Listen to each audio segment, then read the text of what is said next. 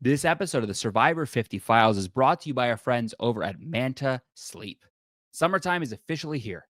The days are longer, the sun is brighter, and while all of that extra daylight can feel energizing, it can quickly sabotage your sleep.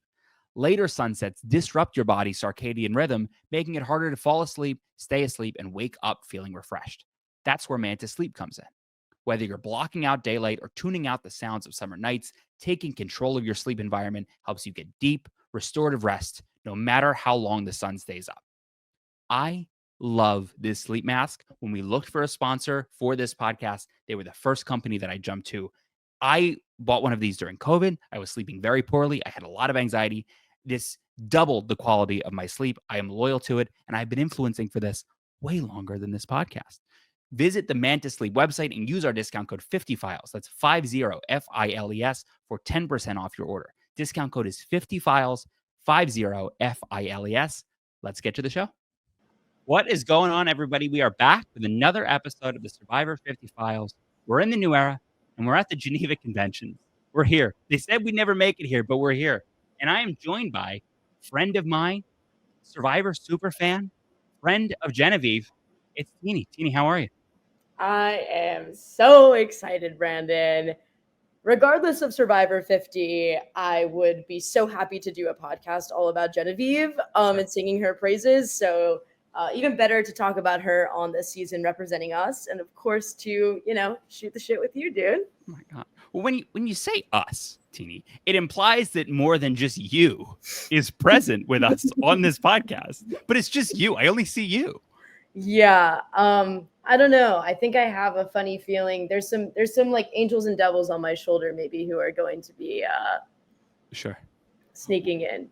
Would you consider this person to be an angel or a devil? Oh, we know how I feel about Sam. Oh, I didn't realize you were bringing me in. What's going on? You know how I feel about Sam. How do you feel about Caroline? That's an angel if I've ever seen one. Wait, so was I an angel or a devil? No, you're an angel, Sam. We're matching, actually. Yeah, I'm trying to put it. I don't know who the devil would be. Can I put a devil on the board? Yes, you just did. You know I'm the devil. You just did. And then we've got this guy. My angel. There he is. What up, baby? And then we have actually Rachel is joining us. But actually, wait, that's Genevieve. I'm sorry. Is that Genevieve? She's back. She's back. We have here our dear friend who I think is. Stop. Can we do like the Brady Bunch, guys? Can we like look and wave? Yes. Gabe has to be like the usher in that video from Jimmy Fallon where he thinks he's the middle and then he's not. Hi, Rachel. We've got one more. And for the first time in the Survivor 50 Files, we're joined, and I'm going to put him in the middle. We're joined by a loved one. It's Genevieve's husband, Mark. Mark Talon, everybody. Mark Talon. Woo! I don't know what I'm doing here, guys. You're in the Don't center It's for a a big reason. mistake, Brandon. None Don't of us let would the- be here without you. It's true. That's not true. I want to start with you, Mark, as you are the only person now who's had a loved one go to Survivor, not once but twice. What time is heavier for you? Is it the first time where there's the unknown of it all, or is it this time where the stakes seem to be a little higher?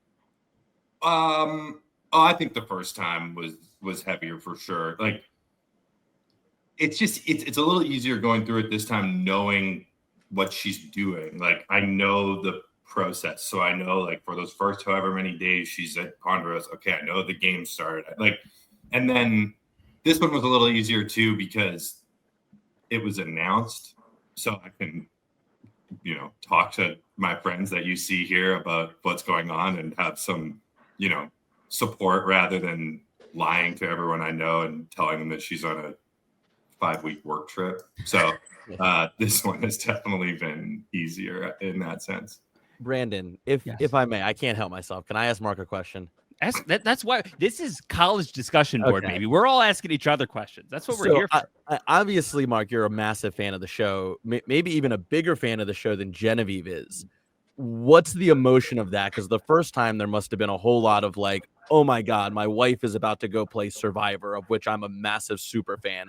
Do you have that overwhelming like fanboy spirit within you? is it the same for different reasons because she's playing with all of these like Mount Rushmore level players, or do you not have that as much because you already got that the first time? Like, what's the fanboy in you feel? I mean, the first time she played, a promo came out with some guy saying he was going to be on the Mount Rushmore. No pun intended on that. I wasn't thinking of that, I promise.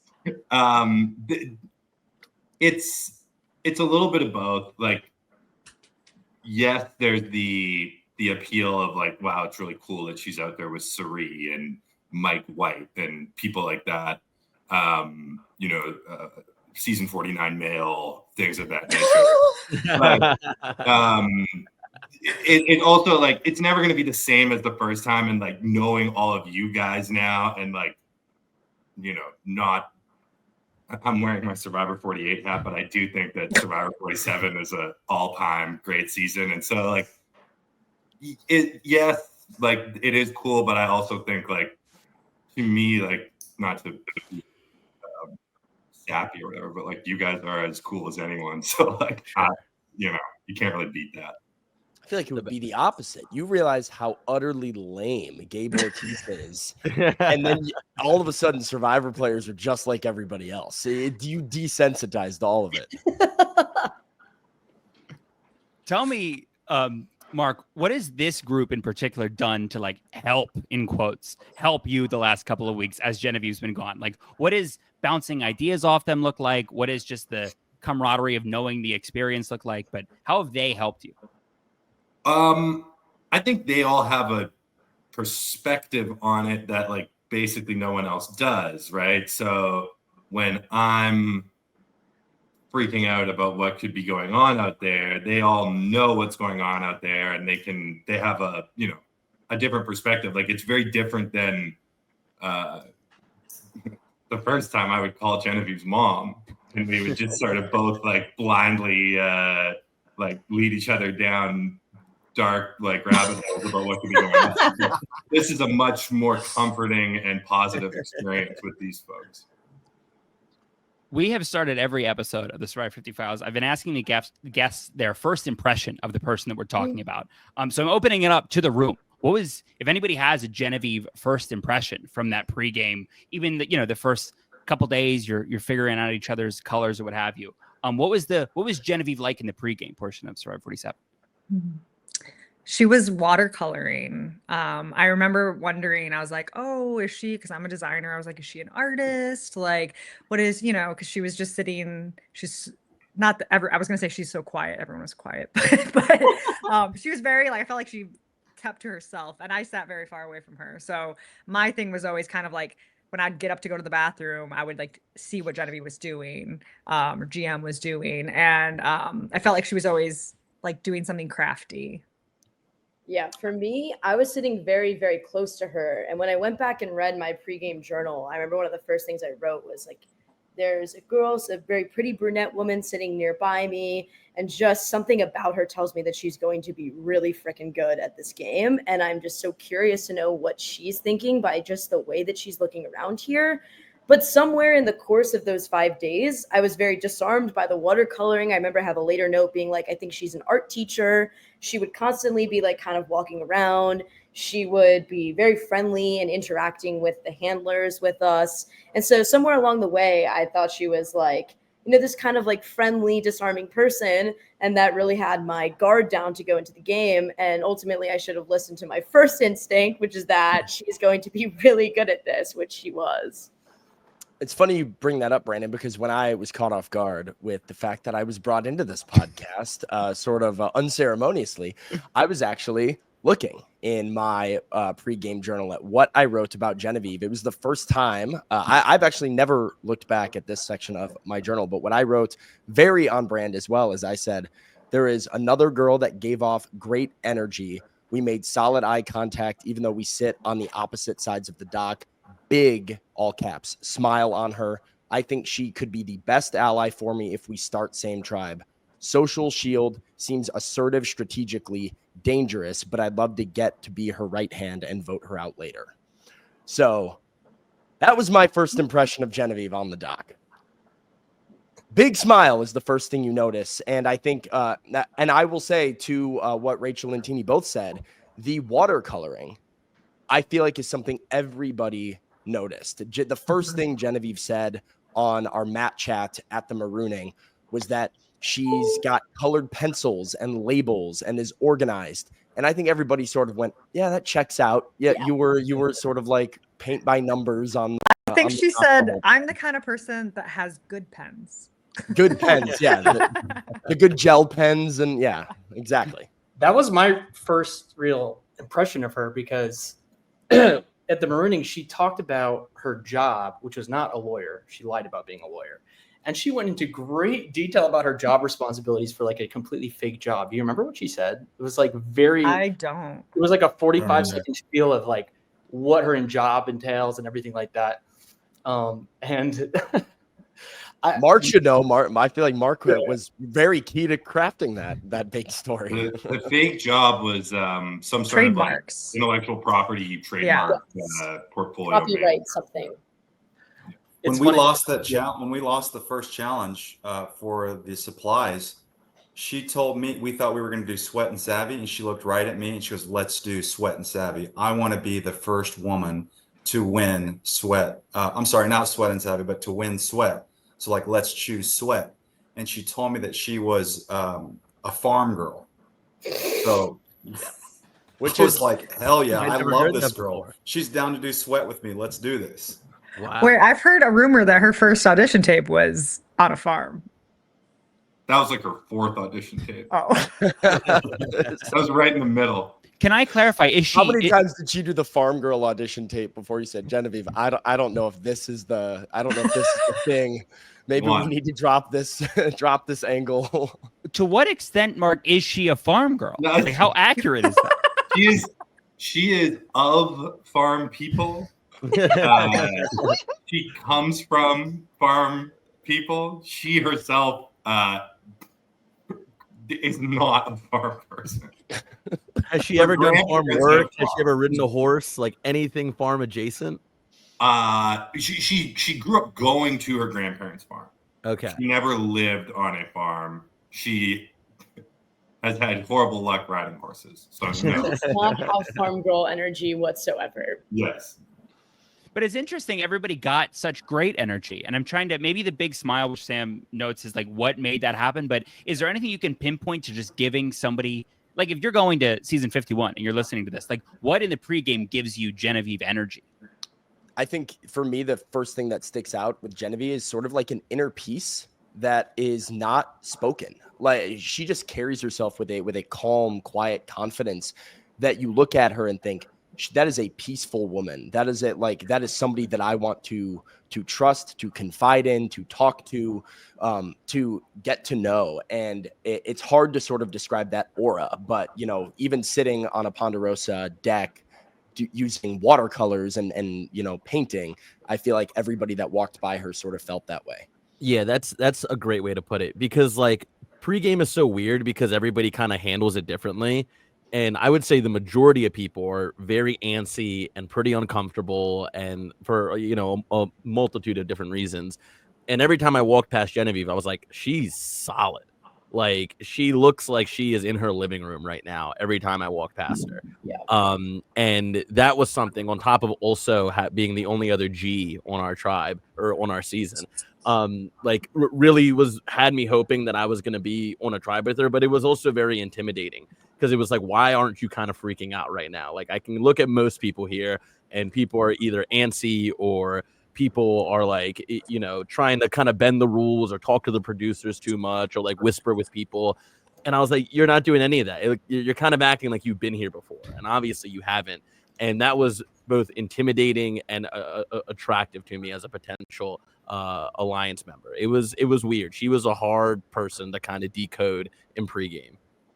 For Teeny and Saul, who like lived with Genevieve for the first half of the game, did that spirit of being calm, like did that carry through that entire pre-merge, or did you see bits and pieces of something that was not that?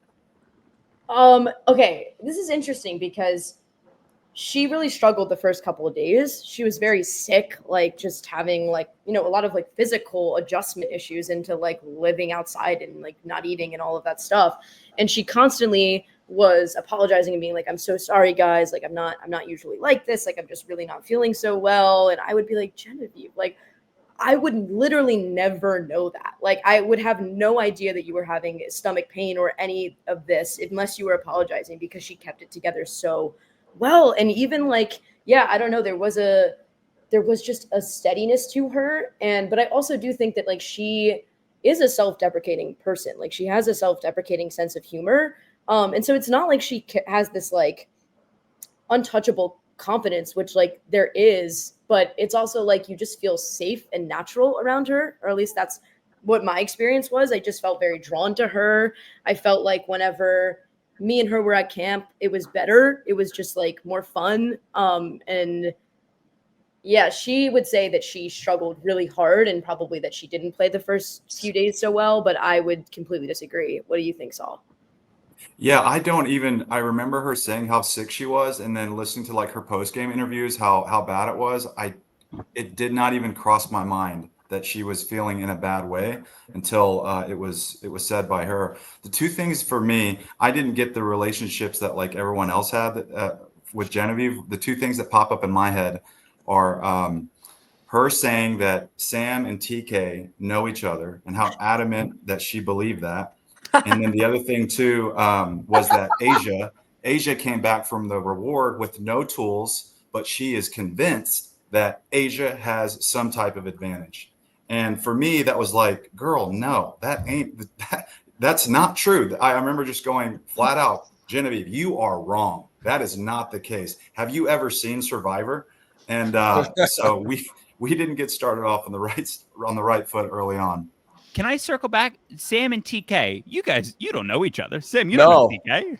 No, we didn't. But TK had an NFLPA, NFL Players Association notebook that he was writing in, around Ponderosa. He kind of talked about how he works with professional athletes. And, of course, you never know.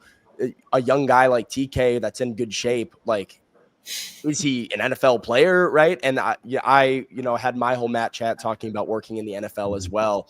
So there was a line to draw there. But I do think Saul's story, it actually does show a side of Genevieve that exists in the game, which is sort of this almost neurotic pessimism that exists at all times. And because of that, sometimes she goes down rabbit holes that she has no business going down. But also because of that, you are never going to get anything by her because she kind of assumes the worst at all times. Teeny, I see you having a reaction. Can you talk through that in your experience? I mean, he just put it so brilliantly. First of all, yeah, the TK and Sam thing was hilarious because it wasn't just about the pregame stuff. She was like, the second that Sam said NFL on the match chat, he looked directly at TK and they made eye contact. So like, she's always reasoning out all of her neurotic pessimism as well in a way that like makes you think that it's true. And even like, I mean, we're jumping ahead here, but like for me, when she voted Saul out, I was sitting there saying to her, like, what are you doing, dude? Like, why would you not include me on this? Like, I've been with you, like we wanted to work with you. And she brings up something that happened on, I think, day 2, where Keyshawn had came and told her about something that Saul had said that she said or something, and I didn't come to her and tell her, which like at the time was so not a calculated choice on my behalf. Like I wasn't purposely omitting information, but like that stuck with her so deeply that like all the way up to the Saul vote, she knew that she couldn't trust me to this extent, and that's why she didn't include me, and that's why she needed to take Saul out because she thought I was like more with him than her. And so yeah, she just has a mental list and file folders of lists in her head at all times. And it's so impressive and it's so exciting to see. But like Sam said, it's also, it does, I think, hold her up in a way because she plays from a perspective, like we talked about, like she thinks everyone is lying to her and that there's schemes going on. She thought that everybody in the game had the red paint idol. She would look at me and say, Teeny, I know you have the red paint idol. And I'd be like, Genevieve, like, if I did, I wish I could keep it from you, but I probably wouldn't, and you would know. And it's just like this constant, I mean, neurotic pessimism is just like, mwah, so good. Yeah. It's really smart. And I think also part like of that laser. too. Oh, sorry, Gabe. Go ahead, buddy. I think part of that too is she's always assuming that everybody out there is the best player out there, regardless of who you are. So like Genevieve is not one to underestimate anybody.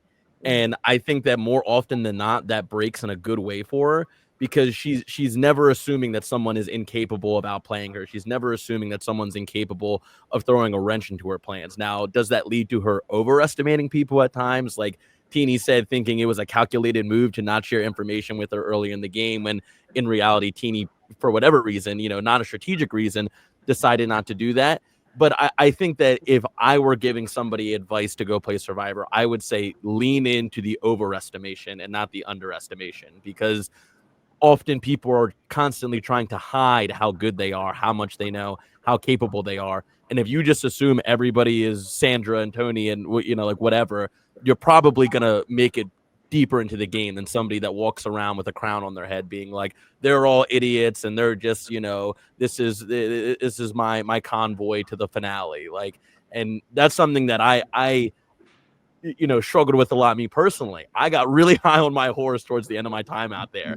And I was like, okay, like these 4 people are just cannon fodder. Like they're laying out the red carpet for me and my people to get all the way to the end, And early in the game, I was operating the complete opposite. And I think most people fall into that trap where you get comfortable and you have a few votes go your way. You find a couple idols and you play them, or you win a few challenges. And Genevieve never let herself, inflate her head big, despite having a lot of success throughout the game. She was always operating as like, I'm on my last thread here. I got to do everything and anything to make something good happen. And it's fascinating because it's so difficult. And it kind of goes back to just being like solid in pregame of like, my head is going to stay in the same place that I need it to stay from pregame all the way to the end, or however far I make it. And it's something that like is immensely difficult to do. Well, funny enough, that exact mindset that made Genevieve so powerful out there, I have to give Mark credit, because I actually think he had a major influence there. Genevieve later told me that Mark gave her wonderful advice before she went on the island, and it was that everyone is there for a reason. If you don't know why someone is out there, you don't know what that reason is, and they're dangerous. I'm just roughly paraphrasing, but I actually think that is the absolute best advice I've ever heard a loved one give a player. So Mark, huge shout out to you, because I think you are exactly right. What like Gabe is describing, why it's so easy to underestimate people, is because you don't see their spark. You don't see what they're talking about in confessionals. You don't see what they're cooking. And it's easy to just assume it's not there. So I think Genevieve really had that mindset during her entire game, which is, I don't see what someone's up to right now. They're a sneaky threat, and I know how dangerous it is, and I need to get them out. So a lot of credit for that goes to Mark. Yeah. She was also like, she's not someone that I pegged to be a super fan for much of the game, but on like day 21, we were in the hammock talking strategy, and all of a sudden she name drops the threats, the nothings, and the losers. This is like deep RHAP lore. I'm like, what the heck? Where did that come from? Definitely from Mark, I would say. But I mean, yeah, I find her so unique as a Survivor strategist. I think she's so interesting, because I was trying to think about who she might want to work with on 50, who she might want to target. I have some guesses, but I think one of her advantages is that I think that she's such a sharp observationalist and has such a unique perspective that it's hard to predict who she's going to feel good about and who she's not going to feel good about. And so she just moves in an unpredictable way that works to her advantage, I think. So it was when Kyle, Sam, and Rachel all went on the reward before leading up to me going out. And this is in the episode too. You can go watch this, my boot episode. We're all hanging out around the fire, and Genevieve is saying nothing this entire time. We're around the fire for like an hour and a half, 2 hours, just chatting, talking about the game, talking about life, like whatever. And I say, and this is the part that makes the episode, I get kind of worried about Kyle sometimes. And after like 90 minutes of being silent, Genevieve picks her head up out of the shelter and goes, "Why?" And right there, I like stop myself. And I just like say like some mumbled bullshit of just like, "Oh, well, we've been together and maybe he's lying to me, blah, blah, blah." But it was like where it clicked for me who Genevieve really was. And I was like, she's been listening this entire time. She wasn't sleeping. She wasn't spacing out. Like, she's been dialed into this conversation. And it was just a bunch of bullshit for 90 minutes. And as soon as something interesting that could actually help her game came up, she like woke up and like her eyes went red and was like, why do you say that? And I was like, oh my God, like that was the first moment that I really noticed who Genevieve was in this game. And then she got me out the very next night. So kudos to her on that front. But it was fascinating. Go ahead. That was my like attempt at anti-Genevieve propaganda in the game. Was every time you talk to her, you don't give her, she doesn't give you anything, and you give her information. And like I was constantly saying that to anyone that would listen, because I was just like, this girl, like the first time Genevieve and I had tried to have a strategy conversation, we just danced around each other the whole time. Like that was why I was immediately like, this is not gonna work. And then, you know, I am allies with Saul, and I'm like, what do you think about her? And he's like, don't trust her. I'm like, okay. So like, I just feel like that was so noticeable to me, that she was always listening. She was always standing there. She's always present. She was in so many conversations, and yet nobody knew shit about Genevieve. Like nobody, like, you know, I mean, I don't know if this is a good time to go down the path of like the conspiracy theories that we had out there about Genevieve, but she gave us so little, not just in the game, but in her personal life, that there were a handful of us that were very convinced that Mark or one of her parents was very ill at home. Does Caroline, I feel like, do you want to take this a little bit? Yes, I'm happy to elaborate on this. And so for a little bit of context, Genevieve was just so infamous out there for like not giving you anything, being really like just such a closed book. But I thought that I cracked Genevieve. I thought I had her figured out. So there was a moment where Genevieve and I did end up developing like what I thought was a little bit of a personal connection, where, you know, we actually got like a little bit deep-ish, as deep as you can get with the game Terminator Genevieve. And it was when we were in Mergatory. I want to say it was, let's see, it was the day before Rome left. I think that's like day 11-ish. And that was the day where, like, I feel like on our tribe, it was a ceasefire. Everyone was getting to know each other. We were all meeting on like the tribe for the first time. And Genevieve and I were just talking a lot about, you know, like what our life was like back home. I was opening up to her about like my family and talking to them a bit about them. And Genevieve was starting to talk a little bit about her family, but she had told me explicitly, you know, I'm really trying not to talk about them too much out here, because like it makes me emotional to think about them, to talk about them. And I was like, oh, don't worry, I don't want to like push you on this or anything. But no, it's hard. It's hard not knowing what's going on out there. She's like, yes. And like, I just don't know if everyone's doing okay out there. And it's just so nerve wracking. Like something could happen and they wouldn't tell me necessarily. And then I'm thinking, oh no, something horrible is going on at home. Like something, like I think we could all tell that Genevieve was holding something back. We all knew that there was information being withheld. I thought what was being withheld was like like something really intense at home. It turns out it was her feelings, but I thought it was a lot more. I want to hop in and give my POV on this, because obviously I spent the entire game with her, and you know, at various points I'd be like, my God, like you're married. What's that like? I'd be like, are you in love with your husband? Like I would ask her all these questions. I would push them off, and she would really hold out. You know, she'd have this line, and like I truly just thought, like I didn't go down that rabbit hole myself. I was just like, all right, whatever. I can't like, you know, I can't like gossip with her about Mark yet, but I will one day.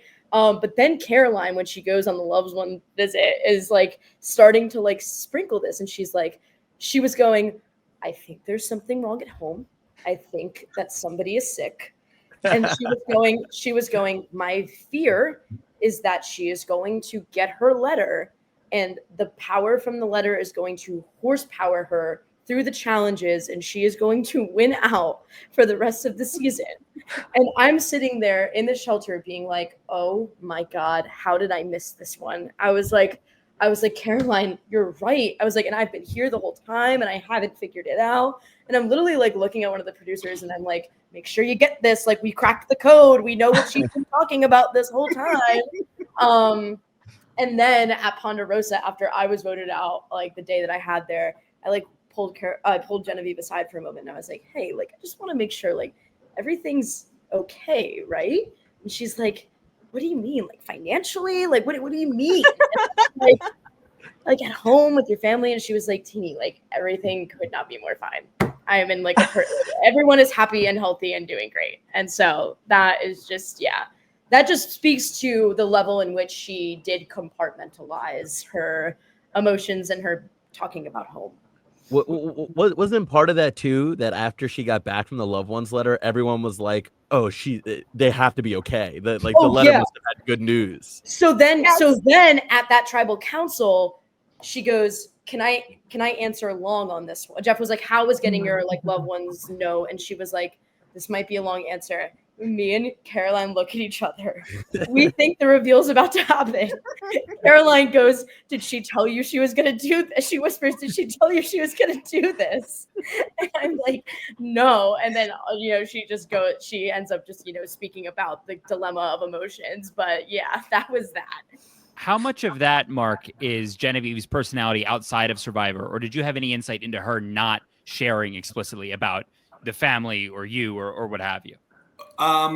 That wasn't pre-planned. I think that was something where like Genevieve's personality is that she is all the way in on everything that she does, and that includes like emotionally. So I mean, it was a very big part of her like story on the show, right? Is she had to sort of separate her emotional self from like the part of her that was playing the game. And I think introducing real emotional like stuff that she really felt made it harder for her to do that. So like the more she talked about me or her parents or her life at home, the more difficult it would be to then like turn around and lie right to Teeny's face, and she had to maintain the ability to lie right to Teeny's face. That was very important. So that, yeah, I mean, that's what it is. Like she has a very hard time pulling emotion out of things unless she actively pulls it out. And I think we saw that breakthrough when we were at the sanctuary and she got your note. And I think that was a big turning point. I think they portrayed that on the show. But just, I mean, from my experience with that, like Genevieve is someone I've gotten to know a lot better this year and gotten closer to this year as opposed to like my experience with her out there. And it's really cool to know the real Genevieve, I feel like I think the fans rightfully love her portrayal on the show, but the real Genevieve is like even better, like way better. And I think the biggest thing about her is that she's got this big heart. It's just like a big soft heart. Like if she does anything that affects someone she cares about, like it really affects her deeply. And so I think like she's not a naturally cutthroat person from what I can tell, but like yet so brilliant. I feel like that she figured out a way to make herself cutthroat because she knew it would be the best version of her game. Yeah. And so this is what I'm thinking about, like as a returning player. I think it's a built-in really cool storyline, but I'm like super curious to see how she calibrates that spectrum between Terminator and like Genevieve the friend. I think she has the potential to play a stellar game like on like both sides of the spectrum, but I do think personally that like a returning player season is a pretty good environment for her to pull out the 007 kind of like two guns blazing. But I think the best version will be like finding that balance. So we'll see. I think Andy just hit the nail on the head with that, because what we saw there with Genevieve, like she killed it on our season. She was phenomenal. And I feel like she was operating even with that at like a fraction of what she was capable of, because I think out there, it was so tough for her to emotionally like be her full self while also lying, deceiving, voting at people that she cares about. So she really had to build up this like very Terminator persona that stripped away a lot of her feelings. But here's the thing, she's a returning player now. And I think she's someone where I really think leading up to this event and leading up to the season, she's been mentally preparing for that. I think maybe it took her a little bit by surprise how tough that was when she was out there. But now she's prepared to be like, you know what?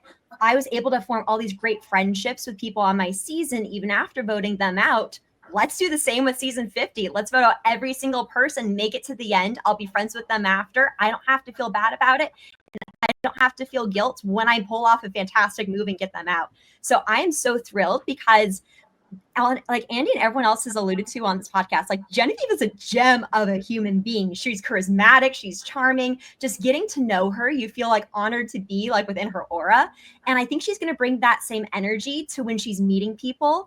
And I think it's something where I think she's going to really form strong relationships right off the bat when she's able to show a bit more of like who she is as a person, open up a little bit more, be a bit vulnerable with the things that she's comfortable being vulnerable with. And like Andy said, it makes her easier for her to pull off a little bit of like a 007 action. She can kind of pull off the facade of like, oh yeah, like 47, I really had a hard time opening up. I'm opening up to you.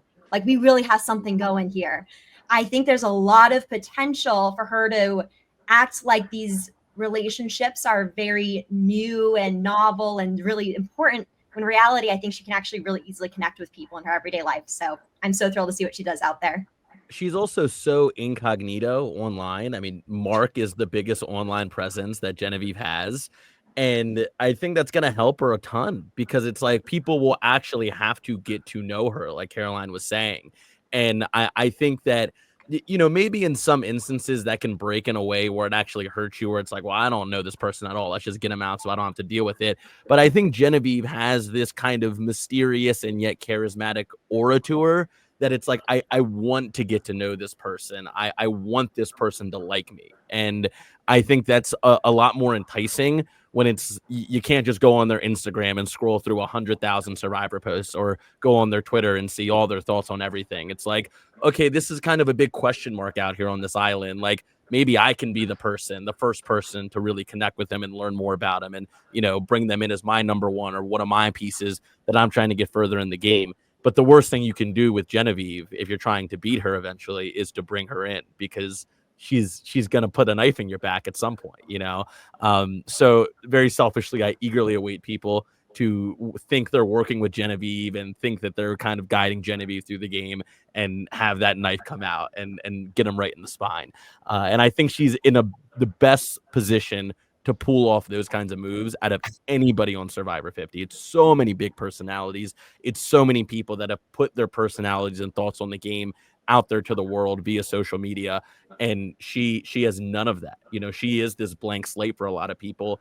And maybe we can get into this later, but she's also out there by herself. She's the only 47 person out there. And correct me if I'm wrong, but it's just her and Jonathan are the two people from the new era who are by themselves, right? Yes. I think that's a huge advantage going in. I think, you know, as my friend Andy to my right here loved to say is, you know, she's going to be somebody who people are going to want to scoop up, not somebody that people are going to want to take out. And I can't say the same for the 348ers. I can't say the same for the three people who are coming in from David versus Goliath. I think the 49 people are potentially going to be at risk of that too. People are going to look at Genevieve, no pun intended. She's on an island out here by herself. Like let's give her a home. And especially for those early votes, that's going to be a massive, massive advantage for her. Go ahead, Rachel. No, I was just going to say, I'm curious because I feel like a lot of us played against Genevieve in the game. And I feel like Sam has the unique perspective on 47 of being a very close ally to Genevieve. And so is this the same perspective that you had, or did you have a different one? Which perspective? Like everything we've been talking about, from her like hiding things about herself, about kind of like all of that. Well, her hiding things about herself story is so funny to me. We actually talked about it during the game. I don't remember how it came across my desk, but at some point somebody said something to me, and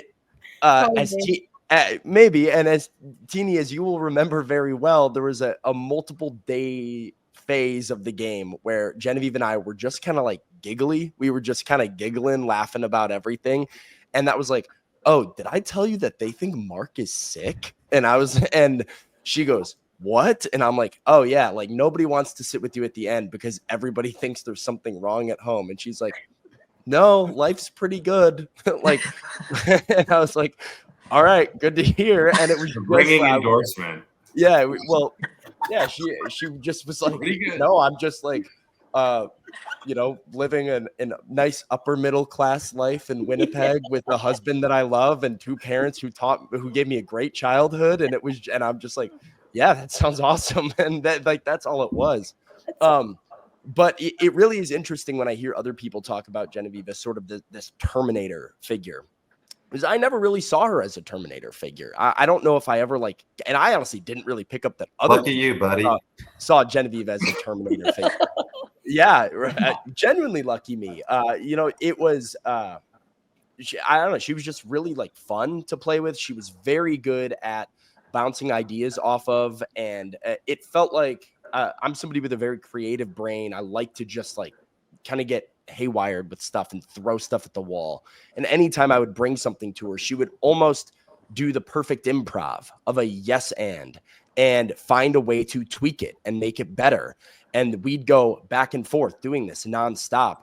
And I think the most valuable thing in Genevieve's tool bag is the power to get things done. When you talk about a new era Survivor cast where everybody is a super fan, or even especially on a returning player season where all of these people have done well in the game before, they all know what they're doing.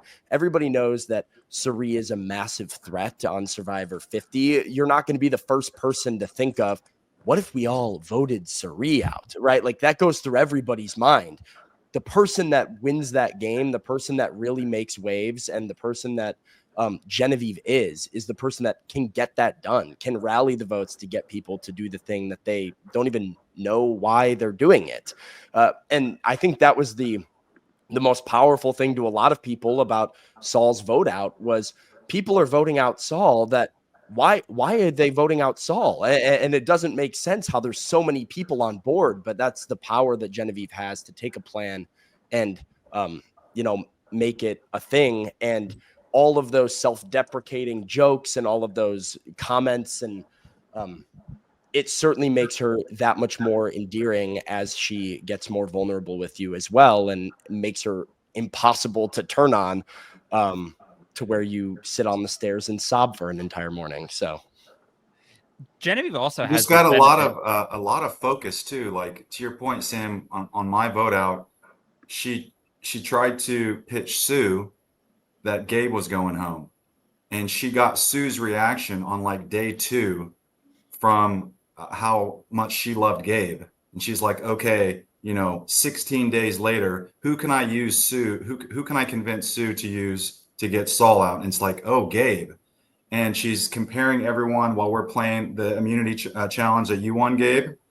I'm on the bench watching the challenge. I'm wondering who's going to win. She's on the bench looking at every single one of us going okay, who should I take home next? And that's just she's just so focused at all times. She also is going into season 47 with this benefit of having played the first half of the game with somebody who ultimately leaves in the mergatory round of Survivor 47, but is an unpleasant person to live with and play with. Whereas largely in the new era, that person doesn't exist. And in season 50, watch out, Brandon. He's going to subtweet you if you keep this up. I'm okay. I have this. This is treating me great. But rude of you to say that about Keyshawn. That's who it is. Very nice man. I'm wondering if anybody has a perspective on the personalities, not just the person that we're referencing, Keyshawn, but any of the other people of a specific person that Genevieve played with in season 47, how dealing with that person or working with that person would translate to playing with somebody or playing at large in season 50. Well, this is a huge character season. I mean, we have coach. It's kind of take your pick, right? We have, go down the line, and there's a massive character that is going to command screen time, airtime, and take the breath out of camp 24/7. And what I think Genevieve showed on season 47 is 1, patience to deal with it, and 2, I think she values predictability. And one thing about big character, tunnel visioned, high ego players is they're very, very, very predictable. So where everybody else looks at how can I make my life more convenient living at camp every day, she looks at how can I make my life more convenient strategically with my game positioning by using this person to my advantage. And to piggyback off of that, the other side of that coin is she was so adept at knowing when that had run its course. Like, I think a lot of people who were in the mindset Sam was talking about would have been like, well, it's been working this long, so I need to keep sticking up for Keyshawn so that we can keep doing this, and I can keep this shield around. But she, at the perfect moment, realized, like, I'm, as she said in the show, I'm starting to make the case against myself by making the case for this person as my alliance member. And it's just like this read of the game. And like, that's why I always like to call her the Terminator. I think, Saul does it. And this is true because she has this stone cold gameplay about her. But like when Genevieve is on the island, I imagine behind her eyes is like data, like, and she has this read of the game to know like when to work with somebody, when to cut somebody, when to uplift somebody, when to leave them out to dry. Like it's all of these different things that, to circle back to Saul's point, or the origin of it is just this immense undying focus that she has that just doesn't go away no matter how homesick she is, no matter how tired she is, no matter how hungry she is. It's just like she's always dialed in and is so willing to make a move at a time that she believes is right, not something that she really needs a lot of affirmation from other people that she's playing with. And it's masterful. It really is. Yeah. And despite she had a quiet edit the first 3 episodes, but like she's not an under the radar player, in my opinion. I think she's a player that craves agency. I think that's something that she seeks. That's something that she, really, really cares about. So she's someone who is not afraid to just completely shake up the status quo, do something big, do something for her to get on the better side of things. And I think that, 50, it's a big season, so many different personalities, so many different egos, 24 of them in a 26-day period of time. I think that's going to serve her well. And, it's weird. It's like a weird question to figure out, like the timing, like if she can get that right. But I think all else being equal, I would definitely say that's an advantage for her. The fact that she is someone who wants, the ball in her hands, and she wants things to like shake out the next round. That's, like to her advantage. And I think that's a really key. That's an attribute of a great Survivor player. And so her quote at the final 7 tribal council is that she is going big, big, big and hoping. And, I think that she did that without hesitation pretty much the whole way. I want to ask you, Rachel, what do you think that Genevieve is better at than any of the people that you played Survivor with, maybe including yourself? Like, what is the skill that she has that is unreplicable between the 18 of you guys? I think that she has the ability to convince you of things that aren't in your best interest. I think that, like, the fact that, by the time we vote, not me, Caroline goes home. She is like, she has poisoned the well against me to the point where, by all accounts, she is the bigger threat and would have beat me at the end. And yet, like, I am the one that's perpetually being targeted for no real reason, like, especially at that point, right? Like, it just, to me, well, she clocked always, you. What? She just clocked you. But I'm saying, like, she convinced everybody else. Like, she had this, like, big move that everyone had seen, and I did not have a visible shiny thing that people could cling to, and she was still managed to get people to, like, rally around her and work with her and see her perspective. And, like,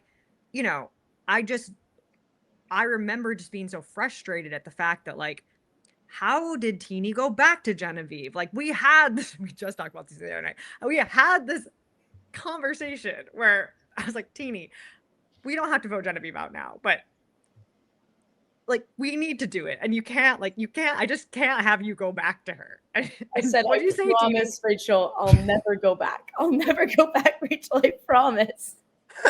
And then I looked Crystal in the eyes the day we were going to vote her out. I said, I'm so sorry. I'm going back. Well, can you speak to that, Teeny? What is that quality that is making you do such a thing? Yeah, I think it's like, so while Genevieve was very intentional and very good at separating her own emotions from it, she also, like, does have a way of, I think, drawing out the emotions of other people, because she is so, like, there is just a miss to her. She is funny. She's someone she's such a good listener. And I think that is helpful in the game and also in like a personal sense. Like I felt so close to her despite the amount of times that, moves that she made in the game were to my detriment or like in the dark. And it's because of all those moments that were outside of strategy, we were able to connect. And although it wasn't about like, maybe her personal life, she did such a good job of taking a deep, deep interest in all of ours and being like a really good rock to me on a very personal level. And I also think, and I've owned this many times, like there was a super fan side of me that truly felt like so like hard eyes for her in the game as a player. So all of that for me personally worked together to just pull me in. And also what Rachel is saying in that she was so incredibly persistent and convincing and was unique about her approach to everyone. And I think definitely understood her relationship with me and understood that I was an emotional player and did a really, really wonderful job of like working with that and playing to that. And a moment where that happened actually was during the Operation Italy scheme, when she revealed the idol to me. We had a really emotional conversation that I deeply regret and am embarrassed about to this day, where I say she's threatening me for not guaranteeing me her vote. I'm learning a lot.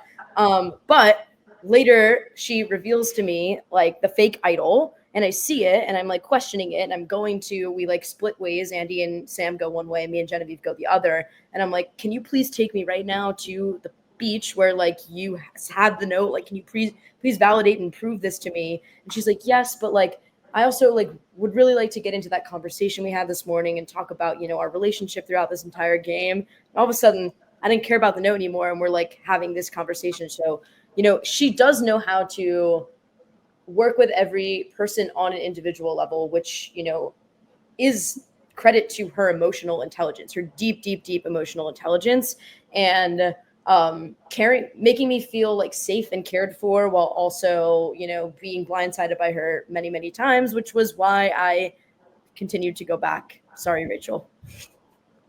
And so for my vote out, like I think that regardless of how meaningful it would have been in the end, somebody that me and Genevieve were both kind of fighting for in that vote was Teeny.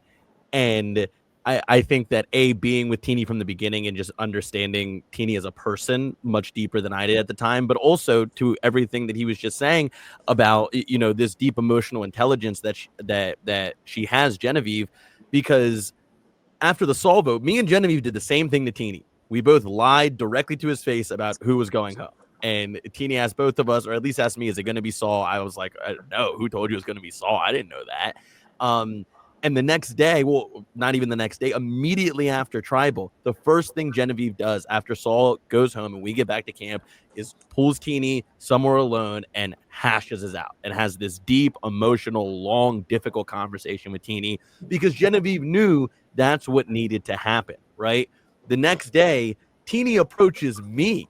We're alone at the shelter. Teeny approaches me and is like, hey, Gabe, so like about last night, and I cut Teeny off and I go, Teeny, we're past that. No one's talking about last night. What are you talking about? What are we gonna do tonight? We're going to reward. Like, no one's worried about last night. And I walk away. And that to me was the moment that Teeny was like, this motherfucker's going home. Like, and it's just this, you can see like the light and the dark of like how Genevieve knew the next move had to be Teeny needs to be in my corner going into this next vote because all eyes are going to be on me because I just made the biggest move of the entire game, getting Saul out. And for me, I was like, Teeny doesn't even care. Like, like that was whatever. Teeny, was upset afterwards, but like we're all moving past it because my impression at that point, and I my head was so big in the game at that point that I was like, everyone's treating this like I am. Everyone's here on a business trip. Everyone will deal with the, emotional strife of this afterwards. But somebody like Teeny, and it's not better or worse, it's just different, was like, no, I'm hurt now, and I want to deal with this now. And for me to completely blow it off was just this like, okay, I'm never going to work with this guy. He thinks he already won the game. And for Genevieve, somebody who had already blindsided Teeny in the pre-merge and had just done it again, was able to capture Teeny's soul once more because they had not only the emotional intelligence, but the strategic and gameplay acumen to be like, this is what needs to happen. I know what Teeny needs right now. And it's a conversation like this. And then, I would love to hear Teeny talk about the conversation they had after me and Teeny talked, of Teeny being like, do you think I'm going to vote you out? And I'll let you take it from there. I mean, that was just fun. That was just me knowing that I did have a little bit of say in it and getting my lick back because she had blindsided me and I wanted to dangle the carrot over her head. But her answer to it is fascinating. Oh, yeah. So I said, I walk up to her and she goes, it's me or Gabe tonight. And I was like, yep, it is. And I said, do you think I'm going to vote you out? And then she goes, I think you're pissed at me, but I don't think that you're going to do that. And I was like, damn it. Like she got me again. Like, yeah. I want to hear. Can I share a quick story about Genevieve real quick? Please. So we're all in Philly. We're all of us on this Zoom, except for you, Brandon. We're all in Philly. We're at the Phillies baseball stadium, and we go to their club. I forgot what it live. Philadelphia Xfinity Live. Live. Is that what it's called? Xfinity Live. Okay. There's a bull in the center of this club. There's hundreds of people, standing room only. But then there's this one section that says reserved, and it's the VIP booth. Okay. We can't tell anyone we're on Survivor. And I'm like, I wish I could sit up there. We're all kind of like, our mouths are dripping. Like we could sit, be cool, the cool kids at the VIP table. And next thing you know, Genevieve walks right next to me and she goes, I want to sit up there, and just bolts. Gabe standing right next to me. I go, oh, dude, it's about to be on. We are definitely going to go sit up there. Next thing you know, the manager got the flashlights on. Get the hell out of the way, people. Here comes Survivor 47. And we are at the club, or at the VIP section of this club, in 5 minutes. And that's Genevieve for you. Like, to Sam's point, she's making shit happen. Whatever she wants to do, she makes it happen. Use her emotional intelligence to get this manager to say, okay, guys, go ahead and go up there. It sums it up for me. Saul goes, I've seen that look in her eyes before. In 10 minutes, we're all going to be sitting up there. And 5 minutes later, we're being escorted over to the VIP section at Xfinity Live. And she didn't drop that we were from Survivor. She didn't even do that. Yeah. Yeah. It's so funny, Saul, that you say that, because I was going to ask Andy, Andy, you had mentioned at the beginning of the podcast that you and Genevieve have grown closer over the last year, which is not at Survivor stuff. You haven't played Survivor in the last year. So what is getting closer with Genevieve in the real time look like for you? Yeah, it's a good question. I think to start, I could talk about more of my experience with her on the island, because everything that everyone's saying is totally right. And like, she is an amazing player and she has all these amazing sides to her. But like, I feel like it was so fascinating playing with her, because like, it wasn't all perfect like the whole time. It was someone who was really navigating things on the fly in terms of how emotional she's willing to be, how much she's willing to invest in this person or that person. And I think that I think that she was ruthless in a bit, and I love that. I love ruthless game players, but like, I think when I think about that, maybe Saul can agree, maybe other people, like, I think that where do we get the idea that Genevieve played the game ruthless? I want to push back on that. All right, let me talk about my experience then. I feel, and what I want to preface saying that we're super close now, and like, this is like, everything is great, and I want to talk about myself getting closer to her, but I didn't feel that out there. I didn't like have these warm, fuzzy feelings for Genevieve. I looked at her as an ally, and then we diverged. And I think, my personal opinion, she struggled with doing damage control. And now she did a lot of damage control, but I feel like the way that she played, which was making shit happen and making things in her favor, I think there was a time in the game where just speaking for myself, like, I had negative feelings like about how she handled things. And that was like a two-way street. Like, it could have been just me like not being able to handle that as well. But I think that, anyway, that was my experience with her out there. That's what I want to say. Getting to know her in real life, I mean, I look at her as like, it's like two sides. Like, there's the Terminator on the island, and then like someone who's like almost diametrically the opposite in real life. And I just going back to how I explained her in real life. I just think that she is like a warm and crazy empathetic person who like put on an assassin's costume like on Survivor. So I'm really, really, really curious to see how she does this second time, because I think that she's going to, again, recalibrate that and be able to more deftly juggle making strong, deep relationships and making moves, and then still like completing the full circle and having people feel good about her as she, goes through the game. And Sam, I want to hear Sam's opinion, because So I mean, I would say that you would say that she is not a ruthless player, just not as ruthless as we're saying. I don't think she was a particularly ruthless player. Because you were in her circle. So, but if you're not in her circle and she votes you out, that's not ruthless. That's playing the game with an alliance. Well, I want to ask you this: what attributes of a ruthless player do you think she did not have?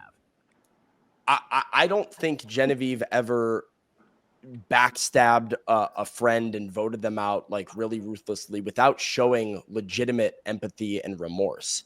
I think she was cold at times. I think she was not super personal at times in like her connections with some people.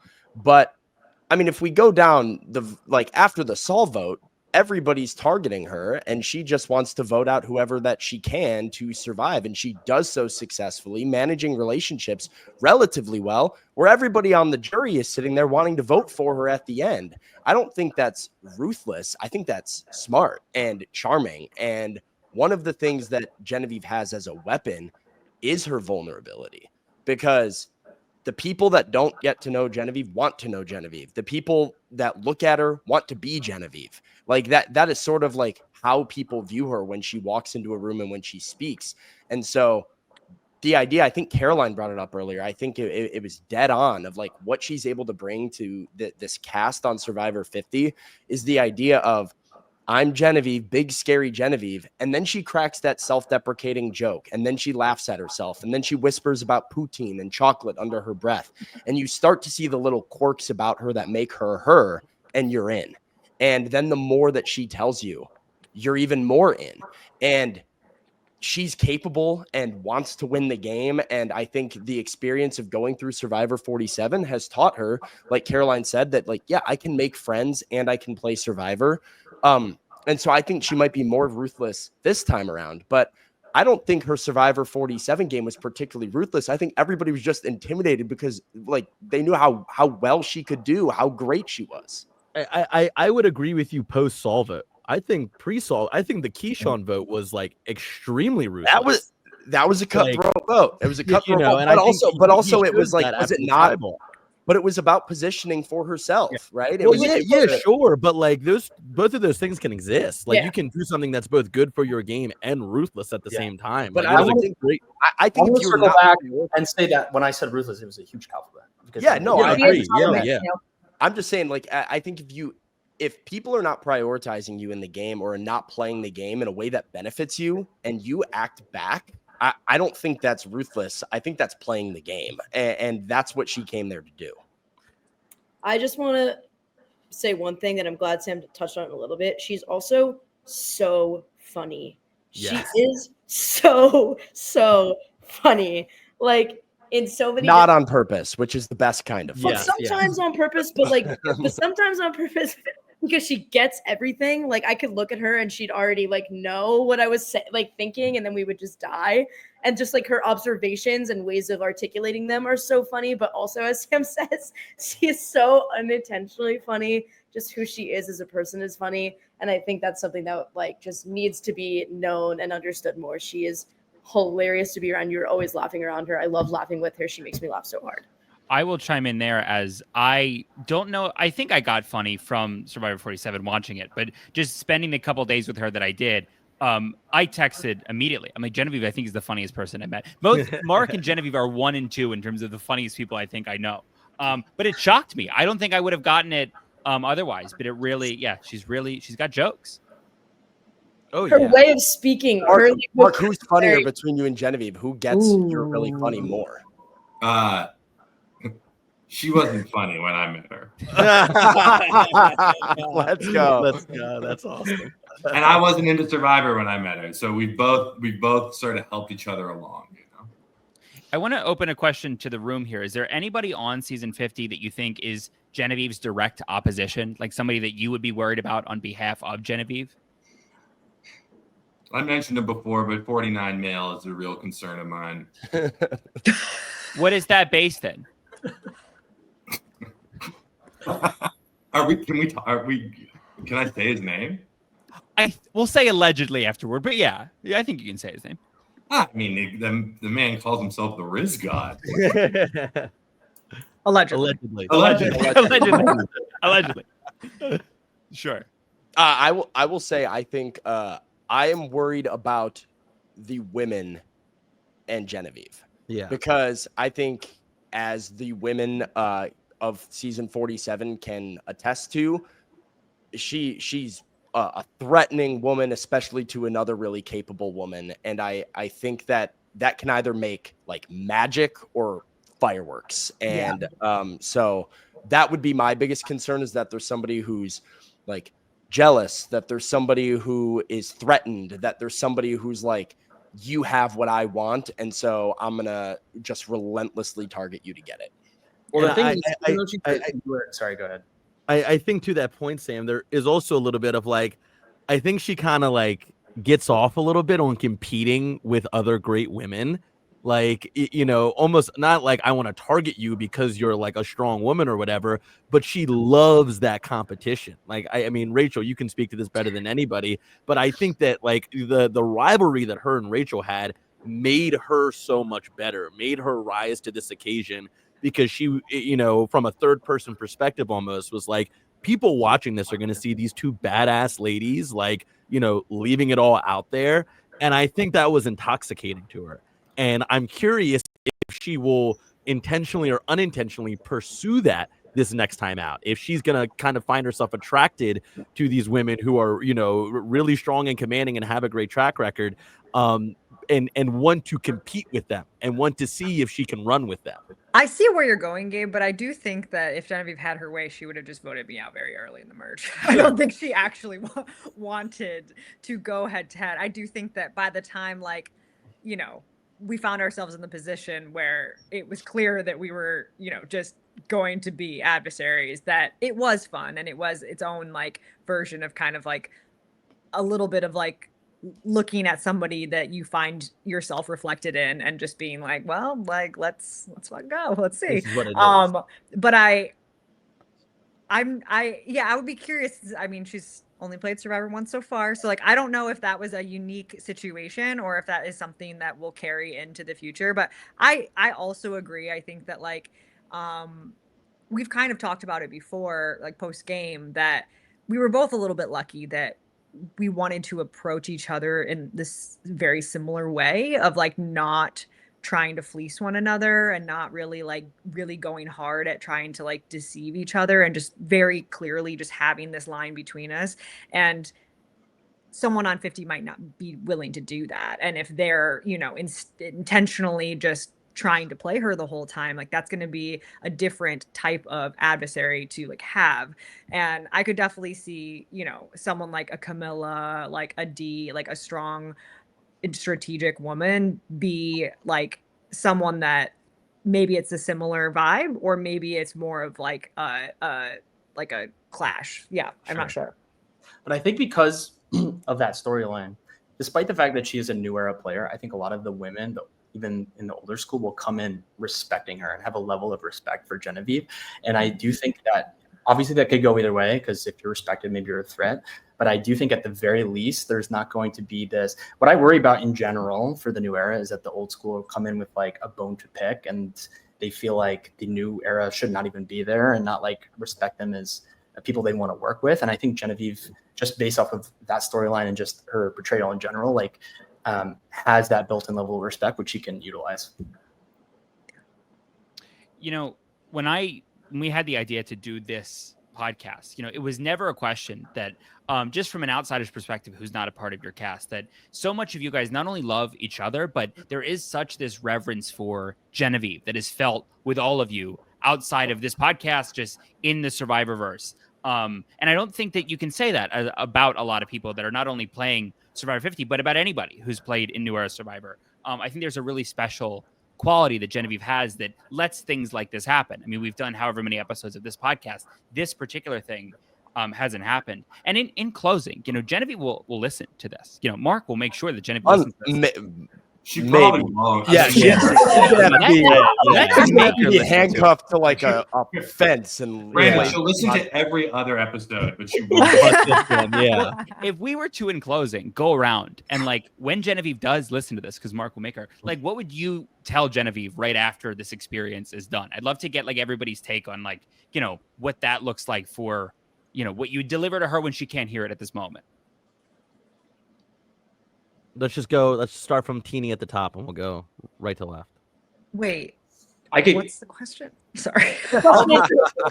We are saying something to her upon her arrival home. Got it.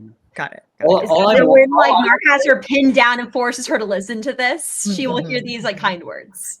All I want to say, it's quick, is I remember her confessional, episode 13, talking about making it far into the game and saying, I made no friends. Like, I played this game a certain way, and I'm coming out of it with no friends. Like, who does that?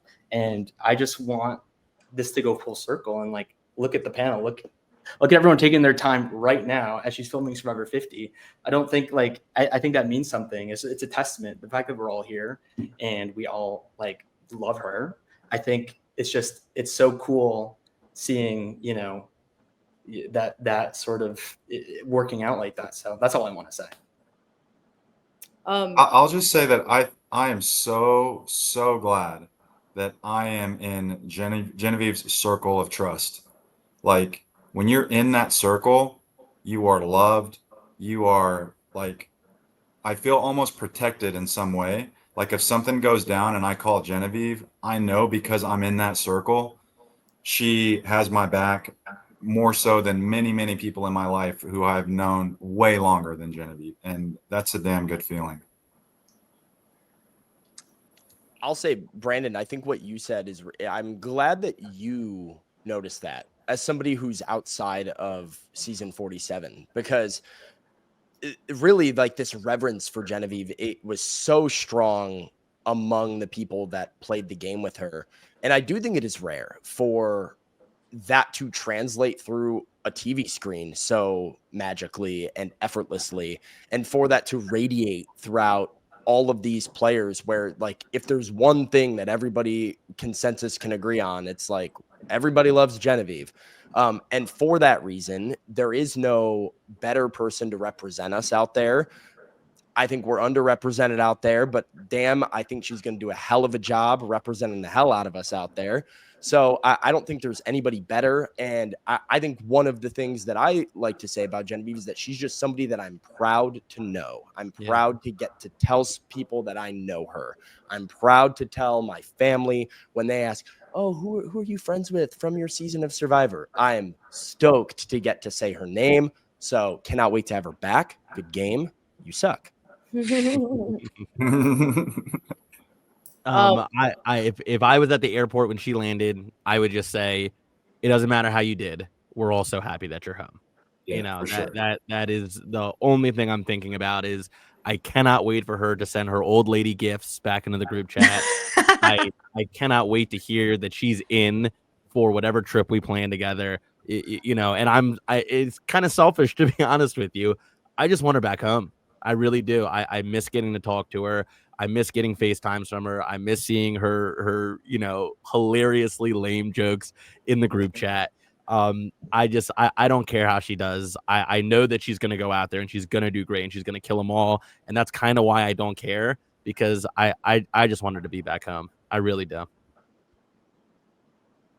I saw you, Teeny, moving up. There's not much I haven't said because I'm a very sentimental person, and she knows how much I love her. But yeah, ultimately, I mean, again, this is something I've tweeted, so it's not private information. But at the wrap party for 47, I walked around a little bit tipsy, actually a lot of it tipsy off of the champagne from the pizza party, and I went up to almost every single producer with Genevieve next to me and said, "Thank you so much for putting me on a season with her," because it's like, endlessly lucky to me that I got to play with one of her. And no matter what happens, nothing can change the person that she is, which, as Andy said, is such a unique person, character, player of Survivor. And we're all lucky. We're all just so freaking lucky to know her. And yeah, I miss seeing the grandma emoji on my phone at the end of every text message, no matter the context. Can someone explain to me what that means, grandma emoji? Let me Caroline volley to you. I think I really echo.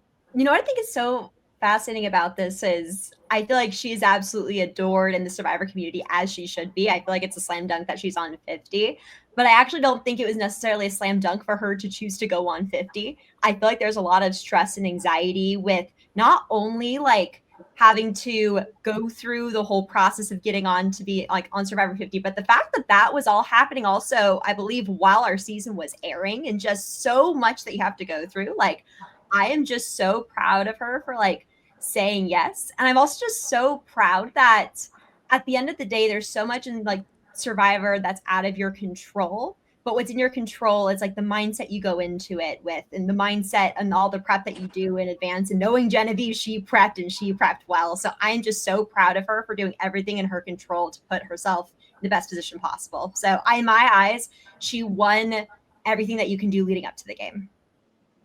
It's an amazing answer, Caroline. I'm proud of her. What can I say? I'm with Sam. Yeah, I echo kind of what everyone said, but I think that yeah, it's been a really unique experience kind of being a loved one, like on this side of it, to like be really close to somebody and talk to them basically every day for the last year and then go no contact for 5 weeks. Like, I remember talking to Mark right after she left probably, and he was like, this is way easier. Like, I was like, this is easy? Like, this fucking sucks. Like, and you know, I've been literally counting the days, and it's just, it's a really cool thing to like, she went into 47 saying like, I hope I'm not the first boot. And she was, you know, one ball stack away from winning the game. And like, I think she went in this time around with the genuine confidence that like she could win. And like, how powerful is she when she truly believes that? And like, I am so proud of her, and I'm so excited to have her back. So yeah. We will be back next time with another episode of the Survivor 50 Files, our last episode talking about Camilla, Kyle, and Joe. But before we leave, I want one person to close us out, and I'm removing everybody from the StreamYard except for this person. So hold on, we're gonna have one person close us. We're removing everybody, and we're see ya. And you've been voted off. Rachel, people haven't been voted off. Rachel's voted off. It's you, Mark. You know, we've all said it, but talk through just before we go. Like, how are you feeling? How you doing? I am doing okay. Honestly, this was really cool. And really, I can't thank you enough for inviting me to do this, because there's no good reason other than you're a really nice guy. But just, you know, if I'm thinking about, you know, what I would say to Genevieve when she gets back, and I've thought about nothing else for the last 5 weeks. What these people just said about her over the last hour will mean more to her than anything that could have possibly happened while she was out there.